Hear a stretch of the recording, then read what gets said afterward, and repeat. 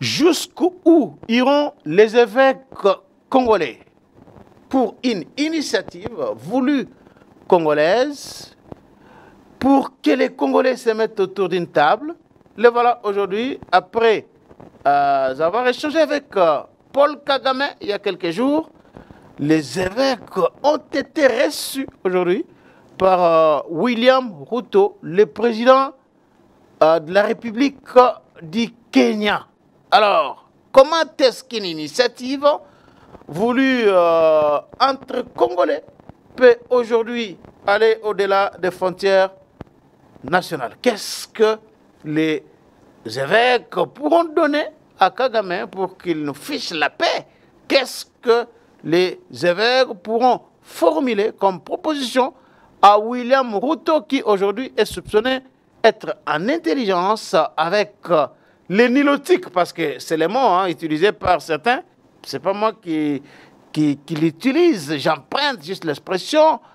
Est-ce que aujourd'hui les évêques parviendront-ils aussi à convaincre Yoweri Museveni de ne pas soutenir les forces négatives qui déstabilisent la République démocratique du Congo? Iront-ils aussi en Angola, au Congo-Brazzaville? Ce sont des questions que nous posons et nous allons parler de ça au cours de l'émission de ce jour. L'émission qui reçoit un journaliste. Journaliste patriote, oui, je dois le dire, il est vraiment patriote. Il est patron de Télé News. Pour certains, vous avez deviné là qu'il s'agit de M. Patrick Lokala. M. Patrick, bienvenue. Merci beaucoup, cher confrère. Alors, Patrick Lokala, la situation, avant que l'on entre dans le vif du sujet, il y a reprise des affrontements aujourd'hui à Lubero entre les FRDC et l'armée rwandaise avec ses supplétifs du M23. Comment est-ce que comprenez-vous cette situation au moment où les Congolais attendent à ce que Bukavu soit récupéré par les troupes loyalistes et Goma aussi, mais on apprend que du côté de Lubero, il y a affrontement entre les FRDC et les RDF M23 AFC. Est-ce mauvaise stratégie de l'armée congolaise? Comment analysez-vous cette reprise de combat? Merci beaucoup, cher confrère. D'abord, c'est même pas la reprise, la continuité de combat, parce qu'il n'y a jamais eu d'arrêt. Non, il y en a eu. C'est le feu fantaisiste, malheureusement. Ce sont des cessez-le-feu fantaisistes. On décrète un cessez-le-feu, mais les M23, soutenus par l'armée rwandaise, n'ont jamais, et alors jamais voulu, respecter le cessez-le-feu. Je le disais sur les réseaux sociaux que Kagame est dans une stratégie simple à comprendre. Entre-temps, il se montre ouvert aux discussions, aux négociations, mais il ne s'empêche pas de renforcer les effectifs au nord et au sud Kivu pour continuer à conquérir des territoires de l'espace. Parce que l'objectif pour Kagame, c'est d'abord de contrôler absolument et de manière intégrale les provinces du sud et du nord Kivu. C'est ça l'objectif d'abord dans un premier temps. Parce qu'il sait que s'il a les deux provinces, il devient plus fort à la table de négociation. Voilà pourquoi il ne respecte rien. L'une des raisons pour lesquelles Kagame ne respecte rien, ne respecte pas le cessez-le-feu, il ne recule devant rien parce qu'il a perdu sérieusement au niveau du front diplomatique. Il faut noter ici, Kagame a perdu. Il a beaucoup perdu. Il a enregistré pas mal de revers diplomatiques. Comment ça? Oui, mais vous n'avez qu'à voir le vote au niveau de la Commission de l'Union africaine. Il n'a eu qu'une seule voix de son propre pays. Vous n'avez qu'à voir lors de la session extraordinaire du Conseil des droits de l'homme des Nations Unies, Kagame a été humilié. Vous n'avez qu'à voir lors de la récente rencontre au niveau de l'Union africaine entre les chefs d'État et de gouvernement, Madame la Première ministre Judith Suminwa a vraiment tenu tête à Kagame. Et Kagame mais faire un discours, c'est tenir tête. Kagame s'est même énervé et il s'est retiré de la salle, brusquement. Ajoutez à cela les condamnations qui pleuvent au niveau international avec des menaces de sanctions. Aujourd'hui, aucune sanction jusque-là. Attendez-moi. Aujourd'hui, il n'y a plus de doute sur le fait que c'est le Rwanda qui nous agresse. En passant par le M23. Ça a toujours été connu depuis longtemps. Beaucoup de rapports des experts de l'ONU l'ont démontré. Ce n'était pas accepté comme ça l'est maintenant. Ce qui veut dire qu'aujourd'hui, Kagame a une image écornée au niveau international. Voilà la raison pour laquelle Kagame joue le tout pour le tout. Comme il a perdu au niveau international, il a perdu au niveau du front diplomatique. Si il recule devant cette situation, il risque de connaître même l'éclatement de son pouvoir à Kigali. Non mais d'où il est de l'autorité publique que Kagame est soutenu par les puissances occidentales. Mais comment tu dis qu'il a perdu à ce niveau-là? Mais je viens ici de vous citer quelques éléments qui prouvent que Kagame est en perte de vitesse. Je vous ai cité les éléments de la Commission des droits de l'homme à Genève des Nations Unies. Je vous ai cité l'énervement de Kagame à l'Union africaine. Je vous ai cité le vote symbolique au niveau de la Commission paix et sécurité de l'Union africaine. Je vous ai cité une Union africaine qui n'a jamais assisté à la République démocratique du Congo, un pays agressé dont la charte est même violée. Laissez-moi y aller. Ce sont des organisations inutiles, le langage diplomatique est parfois difficile à comprendre. Laissez-nous les décrypter et expliquer aux Congolais. Aujourd'hui, ce n'est dire que c'est Kagame qui est l'agresseur de la RDC n'est plus une question taboue au niveau des grandes puissances. Vous allez prendre les cas de la Belgique, de la France, de l'Allemagne, de la Grande-Bretagne, voire même des États-Unis. Tous ces pays de la communauté internationale sont aujourd'hui unanimes sur le fait que, et ils le disent, que c'est Kagame qui nous agresse. Certains pays puissants sont allés jusqu'à demander à Kagame de se retirer. Le cas, par exemple, de la France, qui était un grand allié de Kagame. C'est de l'hypocrisie, tout ça. Non, mais attendez, mais ce sont des faits d'abord. Dans un combat, Charles Kankou, cher confrère, dans un combat diplomatique, la victoire n'est pas aussi facile comme dans un match de football. La victoire va souvent étape par étape. C'était un tabou de dire à l'opinion internationale que c'est Kagame. Aujourd'hui, c'est fait. C'était quelque chose d'inimaginable de croire qu'un jour on demanderait à Kagame de se retirer. Aujourd'hui, c'est chose faite. Et c'est pas la première fois qu'on lui demande de se retirer. C'est que le Congo demande. Je vous donne les étapes. Ce sont là les victoires d'étape que le Congo a gagnées au niveau international face à Kagame. Aujourd'hui, le Congo a même changé de discours. On n'a plus besoin de dénonciation. On n'a plus besoin de tous ces discours. Le Congo réclame des sanctions. Depuis 30 ans, des sanctions qui ne viennent pas. Mais ce n'est pas avec la même teneur qu'aujourd'hui. Le Congo réclame des sanctions. Et c'est là le chantier sur lequel le pays se bat pour que finalement des sanctions soient prises, afin que Kagame se retire. Face à ces évidences, vous avez vu tout récemment la réaction de Denis Sassou Nguesso, qui est l'un des alliés de Kagame, qui est contre le fait que Kagame soit sanctionné. Il est l'un des alliés? Oui, c'est l'un des alliés de Kagame parce qu'il a donné des terres à Kagame. Il a accepté d'accueillir chez lui un ambassadeur que nous avons chassé, bien que c'est un pays souverain. Et il y a des faits qui démontrent aujourd'hui que le voisin est très proche de Kagame.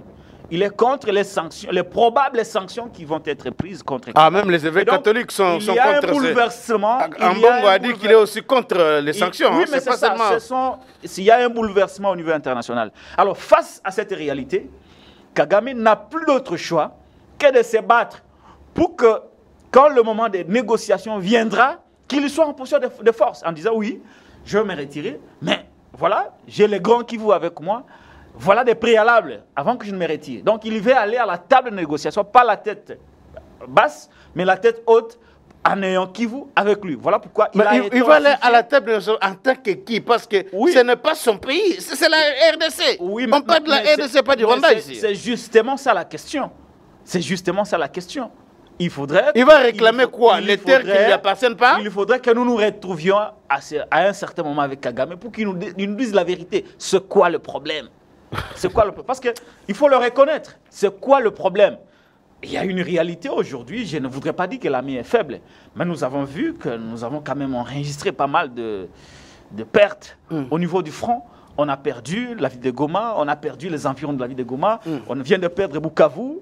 Et le grand Kivu est en train de se perdre. Panzi est tombé, demain ce sera Ouvira, selon Kalemi. Ce sont des faiblesses qu'il faut admettre. Est-ce que nous serons à mesure d'activer la riposte vigoureuse, comme l'a dit le président? Nous ne le savons pas. Il a dit, mais jusqu'aujourd'hui, ce n'est pas fait. Et alors, au moment où la riposte vigoureuse n'est pas activée, nous n'allons pas laisser nos frères mourir. Il faudrait, à un moment donné, que nous soyons ouverts aux négociations. Alors, je vous ai parlé de Lubero. Répondez d'abord à la question par rapport à Lubero. Là. Ouais. Parce qu'on attendait que Bukavu soit récupéré, Goma et tout ça. Mais les affrontements reprennent du côté Lubero. Ouais, mais pour quelle fin? Mais c'est justement, je vous ai dit que Kagame est dans une conquête de l'espace. Parce qu'il est ce qu'il ira vers la table de négociation. Il doit absolument avoir beaucoup plus d'espace pour peser sur la table de négociation. C'est comme ça que je dis que nous n'avons pas le choix.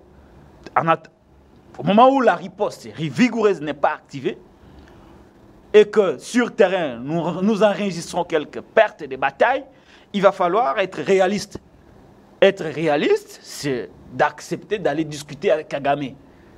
Alors, discuter avec Kagame pour qu'une solution diplomatique soit trouvée. Mais en attendant, bon, je suis de ceux qui pensent que la démarche des évêques, c'est une démarche qui affaiblit le Congo. Ah bon? Parce que je vois en quelque sorte les évêques se substituer à l'État congolais. Et comment ça affaiblit? Je vois les évêques dans les prises de position, ils ne réfléchissent pas sur des options techniques qui nous apporteront des solutions durables. Vous avez examiné le pacte là pour dire ça? Oui, mais vous avez tout suivi le résumé du pacte en question? Est politique. Pas seulement politique, économique. C'est politique. On ne résout pas le problème économique d'un pays en allant dans une table de négociation sur base de la crise sécuritaire. Ce sont des alibis des évêques. La crise que nous traversons est une crise sécuritaire. Elle n'est pas une crise économique. Et vous n'allez pas trouver de solution. Il n'y a pas d'implication économique dans la crise. Je n'ai pas dit qu'il n'y a pas d'implication économique. J'ai dit que ce n'est pas une crise économique. La crise que vous voyez à l'Est, ce n'est pas une crise économique. C'est une crise sécuritaire.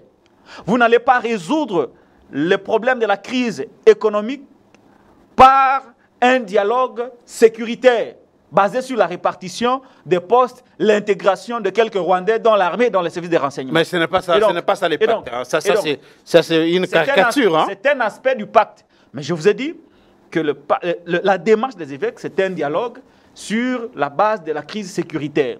Et tout paix, je vous l'ai dit, et je l'ai toujours dit, toute paix qui viendrait d'un dialogue, des négociations, ne sera qu'une paix bricolée, qui ne sera jamais et alors jamais durable. Mais alors, ce sont des solutions palliatives pour le moment. Voilà qui me pousse à dire qu'en dépit du fait que nous n'avons peut-être pas le choix, pour le moment, il faut aller à la négociation, mais il faudrait que le Congo pense à la réorganisation interne à tous les niveaux. C'est de là, à travers une armée réellement républicaine, équipée, motivée, organisée et motivée, qui saura apporter une solution durable à la crise sécuritaire. Si vous sortez de cette option, vous allez au dialogue, vous donnez une prime à la rébellion, une prime à l'insécurité. C'est-à-dire, tout Congolais qui va un jour se réveiller et dire « Non, moi je ne suis pas content de la gestion du pays, je ne suis pas content de tel, je ne suis pas content de tel, je vais recourir aux armes », il y a des évêques qui viendront vers lui dire « Non, mais écoutez, il faut laisser un peu les armes, viens discuter, on va vous donner ce que vous voulez ». Et ça va créer un cycle de négociation pour justement satisfaire aux appétits personnels.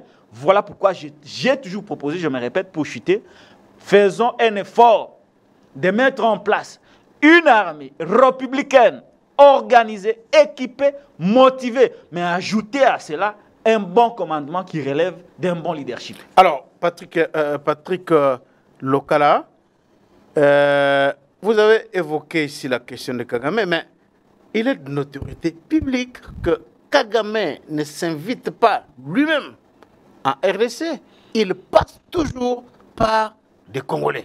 Aujourd'hui, on parle de Nanga, on parle de Willy Ngoma et tous les autres Congolais là qui sont avec Kagame. Vous ne voyez pas que sans une unité, une cohésion nationale, un dialogue franc entre Congolais eux-mêmes pour barrer la route aux ennemis extérieurs, vous ne voyez pas que les Congolais le Congo sera toujours divisé affaibli par ses propres fils à cause des divisions internes. D'où la cohésion nationale et à travers ces dialogues, une occasion pour consolider cette cohésion nationale-là. Dialogue, bien entendu, convoqué par, ou initié par la CENCO et l'ECC. Vous voulez parler de la stabilité d'un pays.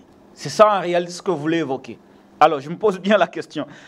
Dans quel pays au monde on a construit un État stable sur la base des conciliabules politiques, sur la base du dialogue, sur la base des négociations?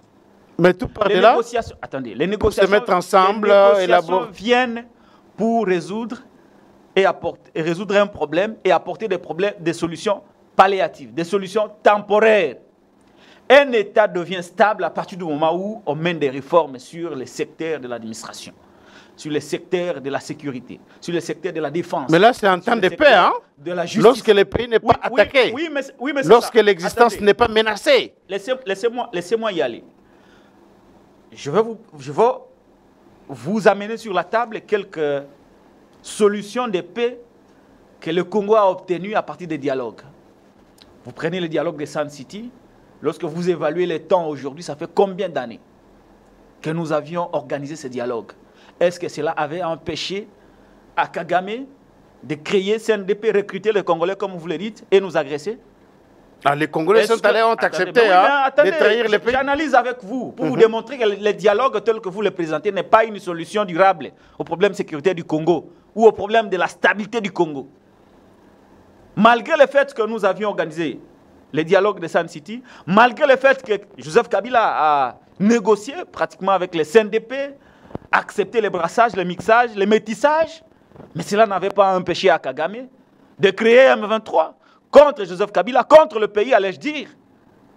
Malgré le fait qu'il y a eu des négociations à Kampala entre Kagame, Museveni et Kabila, pour que le M23 se retire, ça n'avait jamais empêché à Kagame de venir créer encore une fois le M23 contre le pays sous Tshisekedi. Est-ce que ces dialogues, ces négociations nous ont apporté la paix durable? Le problème ici de la réflexion que je mène, c'est autour de la paix durable. Pas votre paix-là du dialogue, pas votre paix-là de la négociation. Ce sont des paix bricolées qui ne durent pas. Il faut que nous revenions aux fondamentaux. Si pendant tout ce temps, pendant qu'on négociait avec les autres, avec les rebelles, on a mis notre temps, notre énergie à préparer l'armée, à 18 ans, à 22 ans, à 26 ans, on ne pouvait pas construire une armée pour que cette armée réponde aux éventualités sécuritaires. Parce qu'on ne craint pas un État parce qu'il organise des dialogues pour réconcilier les concitoyens. On ne craint pas un État à cause de ça. On craint un État lorsque cet État a développé une armée. Lorsqu'un État développe un arsenal nucléaire comme le font les grandes puissances aujourd'hui à travers le monde. Qui peut aujourd'hui aller attaquer la Corée du Nord? États-Unis soit-il, Russie soit-elle, France soit-elle, qui peut aller là-bas? Qui? C'est parce qu'il y a eu des dirigeants, des dirigeants intelligents, sages, qui ont compris qu'il faut préparer l'armée. Préparer l'armée. Lorsque vous avez une armée, cela crée ce qu'on appelle la dissuasion. Tout celui quiconque vous attaque, vous serez en mesure de réagir. Aujourd'hui, je donne un exemple banal de temps en temps. Lorsque je parle de cette question de la solution durable, admettons aujourd'hui que l'on ait négocié avec Kagame et M23 et qu'on nous laisse en paix et que l'Angola se réveille un jour. On va encore aller là-bas négocier. La Centrafrique se réveille, la Zambie se réveille, on va aller négocier. Le Congo-Brazzaville ici se réveille, on va aller négocier. Alors pourquoi alors nous avons une armée? Alors pour le moment, il n'y a qu'une solution durable. On peut négocier, c'est temporaire. Retenez ça avec moi. Congolais, retenez ça avec moi. On peut négocier. Les évêques, ils peuvent aller voir Kagame, voir même Dieu. Mais 2 ans après, 3 ans après, Kagame va faire la même chose. La même chose. Et nous allons toujours revenir sur les mêmes paroles. Pourquoi les Congolais n'arrivent pas? Quand je parle du Congolais ici, ce sont les dirigeants. Pourquoi on n'arrive pas à réfléchir? Toute l'intelligence que nous avons, réfléchir sur une question qui a duré plus de 3 décennies. Mais on a parlé ici et à apporter des solutions. Oui, mais c'est juste. À la hausse du budget de la défense, on a parlé de beaucoup de choses aujourd'hui. de l'achat des Sukhoi. Je ne voudrais pas. Comment comprenez-vous qu'aujourd'hui, malgré tout ça, le Rwanda ait l'avantage sur nous du point de vue militaire? Ce que vous dites aujourd'hui, Charles Kankou, démontre à suffisance qu'il y a un écart considérable entre le discours et les faits sur terrain. Est-ce que si réellement cette réforme budgétaire a été menée et elle a bénéficié aux militaires, est-ce qu'on aurait dû assister à ce que nous voyons là sur terrain? Je ne voudrais pas revenir sur les salaires. Je ne voudrais pas revenir. Oui, mais c'est ça. Mais c'est ça. C'est une question fondamentale. C'est une problématique complexe. Lorsque vous voulez parler de l'armée, il ne suffit pas seulement de mobiliser les fonds. Faudrait-il encore que ces fonds bénéficient aux militaires? Mais il y a aussi des questions d'ordre technique qu'il faut aborder. La question de la défense et de la sécurité, c'est une question d'intelligence. Est-ce qu'on a mis suffisamment de l'intelligence pour résoudre ces problèmes? On n'en a pas mis? Je me pose la question. Répondez à la question. Mais alors, si on l'avait fait, pourquoi alors aujourd'hui nous subissons des revers? Si on a vraiment mis du sérieux dans ça, pourquoi il y a beaucoup de revers aujourd'hui? Vous avez vu ce qui s'est passé à Goma, à Bukavu? Est-ce que c'est digne pour un peuple? Est-ce que sommes-nous fiers d'avoir vu ça? Non, mais on n'a pas perdu arme à la main. On n'a pas perdu arme à la main. Nous ne méritons pas ça. C'est-à-dire qu'on n'a pas mis suffisamment de l'intelligence. 1,5 milliard pour l'armée, c'est énorme. C'est le budget peut-être que Kagame n'a pas. Absolument. Il n'y a aucun pays dans la sous-région qui dispose d'un tel budget considérable. Mais aujourd'hui, quel est le salaire d'un militaire? Quel est le salaire d'un policier? Quel est le salaire de ces agents de services de renseignement sécuritaires et civils?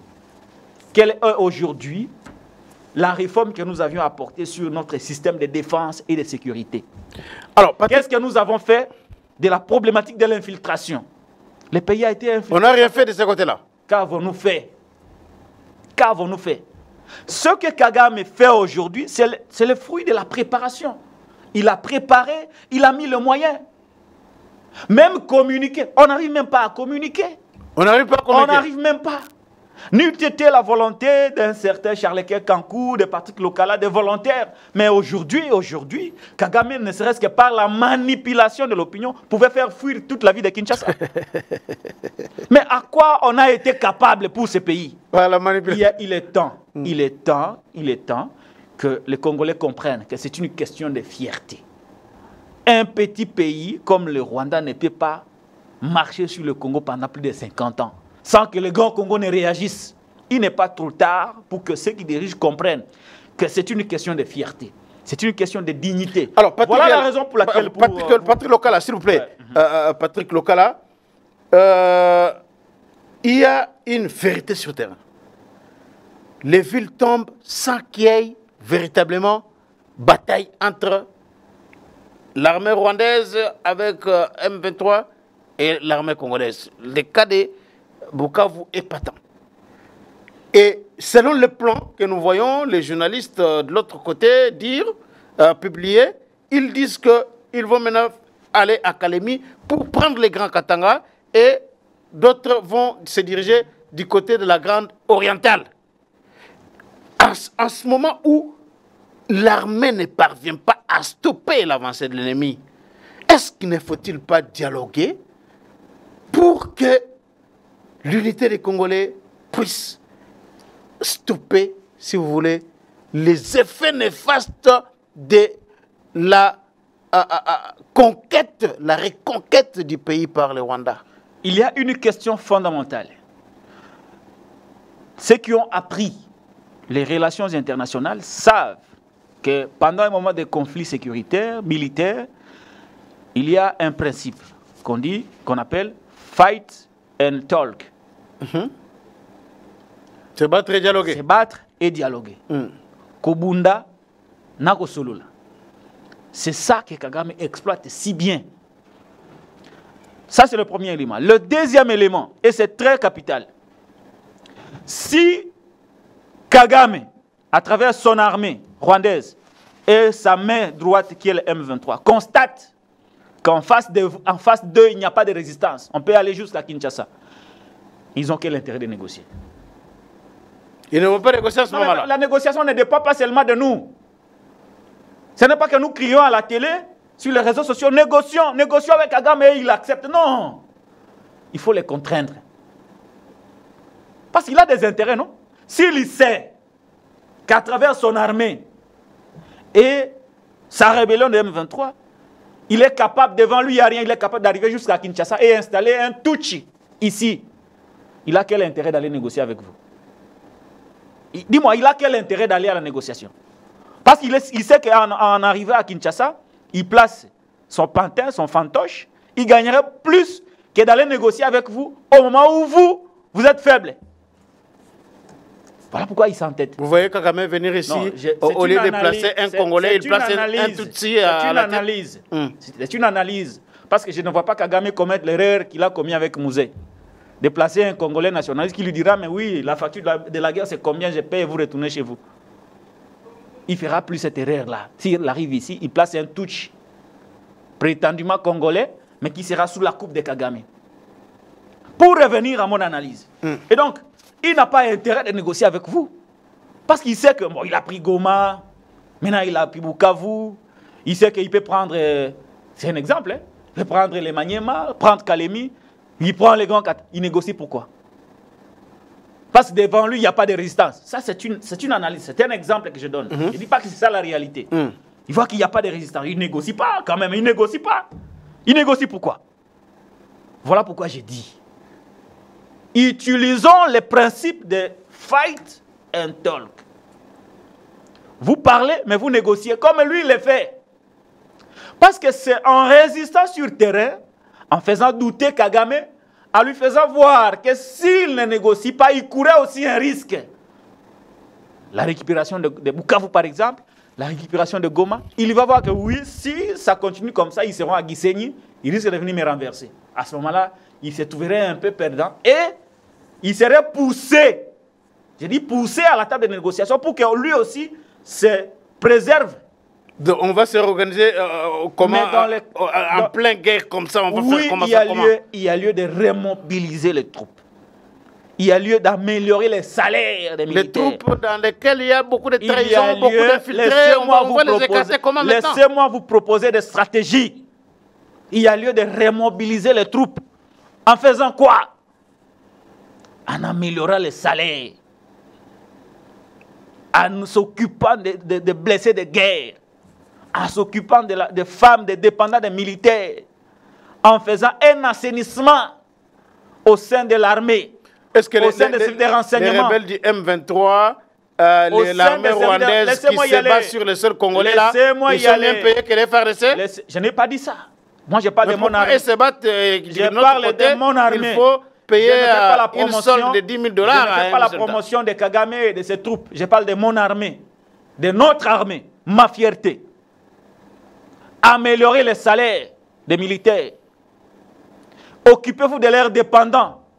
Occupez-vous des blessés de guerre. Faites l'assainissement des services de renseignement militaire et sécuritaire. Faites appel, aux retraités, comme le général Olenga, le général Etumba. Faites appel à tous ces flics qui sont à l'extérieur du pays. François Béa, Pascal Nyembo. Tous ces flics qui reviennent au pays. Et à ce moment-là, établissez une feuille de route sur les systèmes de défense et de sécurité. Ça, c'est au niveau sécuritaire. Mon volet politique, convoquer des concertations avec les acteurs politiques. Au niveau politique? Au niveau politique. Pas ce que les évêques font là, aller voir Aruto, aller voir Kagame, aller voir Sassou, et tous sont contents de cette situation. Ah bon? Ils ne font pas partie de la solution. Convoquer les acteurs politiques. Les Congolais entre eux. Bien des autres que vous avez pris. Libérez les prisonniers politiques. Remaniez le gouvernement. Faites en sorte qu'il y ait moins de Balouba. Ah bon? Oui, faites en sorte qu'il y ait moins de Balouba. Dans ce gouvernement, il n'y a plus de Balouba. Il faut qu'on se dise des vérités. Oui, les nominations, les tribales ont beaucoup déstabilisé le pays. il faut que le président utilise réellement son statut de père de la nation. À ce moment-là, il va éteindre toutes les tensions internes avec une armée remotivée, rééquipée, réorganisée. Kagame ne fait pas face. Tout ça dans combien de temps? Alors qu'elle continue à avancer sur le terrain militaire. C'est une question d'intelligence. La riposte telle qu'il a annoncé, ce n'est pas qu'un discours. Ça doit être là une préparation solide. Mais pendant combien de temps alors que les villes sont en train de tomber entre les mains de l'ennemi? C'est ça l'intelligence. Convoquer les dialogues, vous serez en train de dialoguer au moment où elle est sur terrain avance? Si le président avait 8 heures de sommeil, il doit en avoir 2. Présentement. C'est-à-dire que tout son temps, parce qu'il en va non seulement de l'avenir de toute une nation, mais de sa propre survie. Et il y porte un nom, le nom de son père, son valeureux père, Étienne Tshisekedi Mulumba. Il représente toute une grande tribu. Il représente un grand espace. Oui, la première révolte dans ce pays a eu lieu au Kasaï. La révolte de Batete là. Les Kassaïens sont des grands guerriers. Est-ce qu'aujourd'hui, faudrait-il que tout ça, l'histoire oublie et que l'histoire dise que c'est sous le régime d'un Kassaïen que le Congo est parti, que le Congo a éclaté? Il y a lieu aujourd'hui que le président revienne sur lui-même pour assainir. Mais je m'étonne même, il y a même des petits voyages que le président fait, aussitôt, certains journalistes à l'extérieur du pays sont au courant.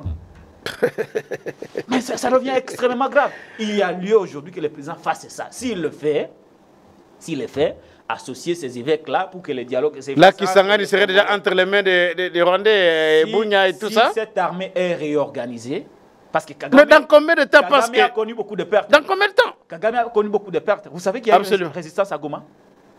Il a fallu 3 jours pour que Goma tombe réellement entre les mains de Kagame. Kagame a conquis Goma le premier jour, mais il y a eu une riposte. On n'en parlait pas beaucoup. Il y a eu une riposte. Kagame a occupé la RTNC, l'aéroport de Goma, et tout le coin stratégique de Goma. En une journée, le FARDC avait tout récupéré. Mais à la suite, qu'est-ce qu'il y a eu? Kagame a renforcé plus de 10 000 hommes. Qu'avons-nous fait à ce moment-là? Ceci prouve que nous n'avons pas une armée faible comme c'est présenté. Nous n'avons pas une armée désorganisée comme c'est présenté. Mais qui refait tout simplement de se battre. Non, c'est une question d'organisation. Mais pourquoi une question de sérieux? Ce sont des questions techniques qui relèvent de la grande muette qui est l'armée. Ceux qui sont initiés comprennent.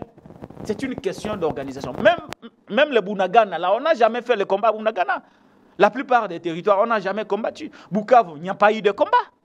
Pourquoi il n'y a pas eu de combat? C'est une question d'organisation, une question de commandement, c'est une question de motivation. Alors, et tout ça, à partir du moment où le président de la République va se réveiller, et il ne s'est pas encore réveillé jusqu'à on a un armement.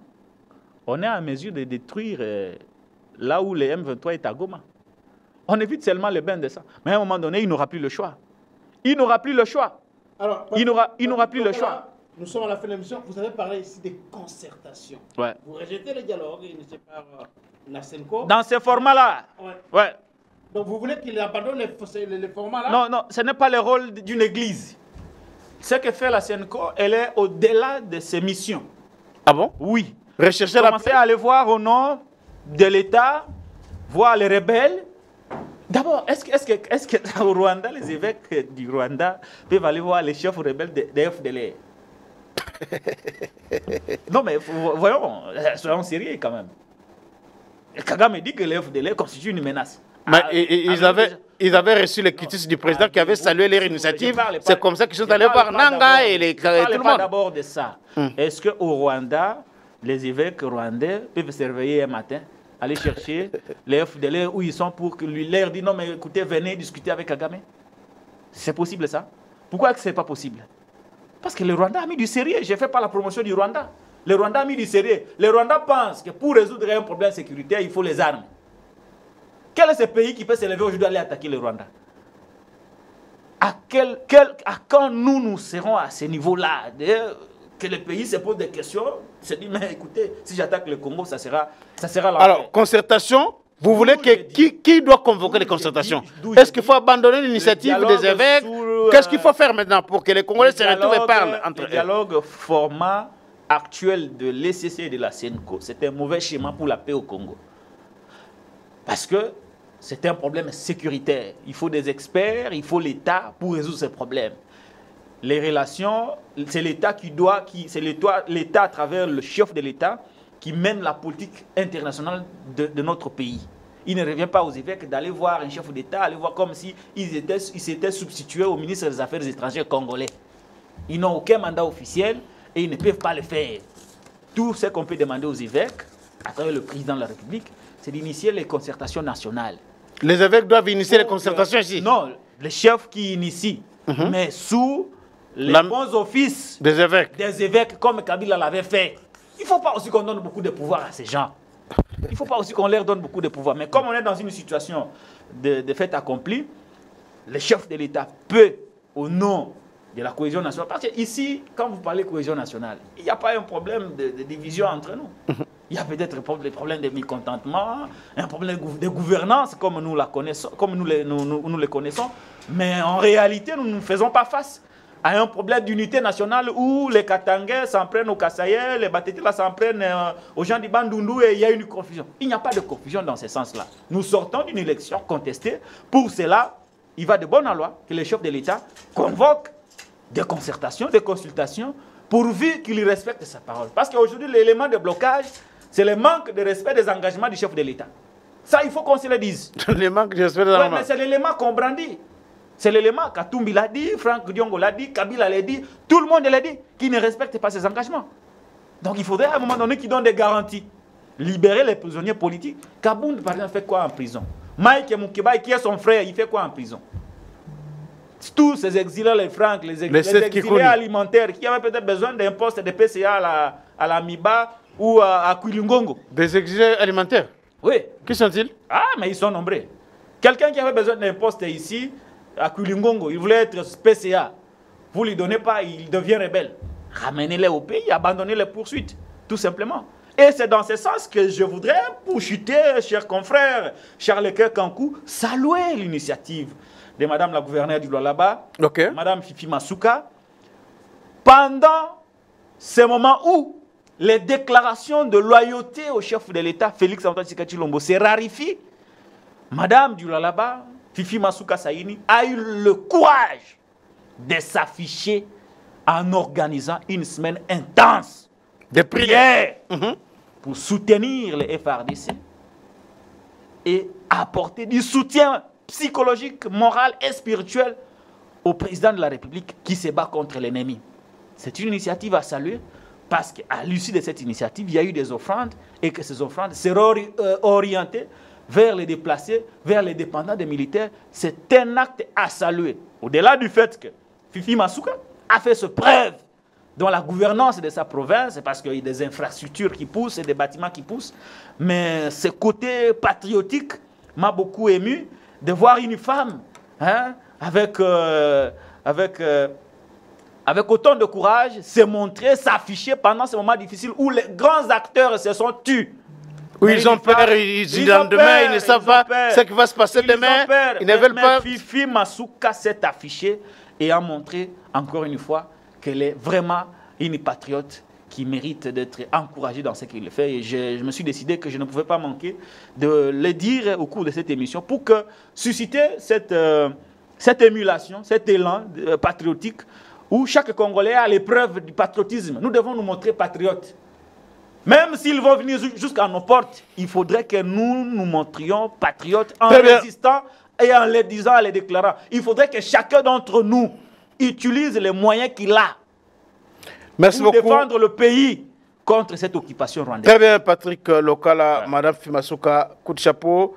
Le Congo est ému de voir comment vous êtes engagé à défendre la patrie, organiser beaucoup de séances de prière comme ça a été le cas la semaine passée. En tout cas, on n'a pas vu ça dans aucune autre province de la République démocratique du Congo. Je le dis ici, la main sur le cœur. C'est la seule province où on a vu des gens mobilisés pendant 4 jours pour prier pour la République. S'il y a des gens qui pensent que la prière n'est pas importante, ils se trompent parce que tous ces militaires-là qui vont au front, chacun consulte son Dieu, que ce soit le Dieu qui a créé les ciels et la terre ou je ne sais pas quel autre Dieu, mais ils prient à leur manière. Mais là, Madame Fimassouka, en tant que chrétienne, a organisé une semaine d'intense prière. Ça a été vraiment quelque chose à saluer.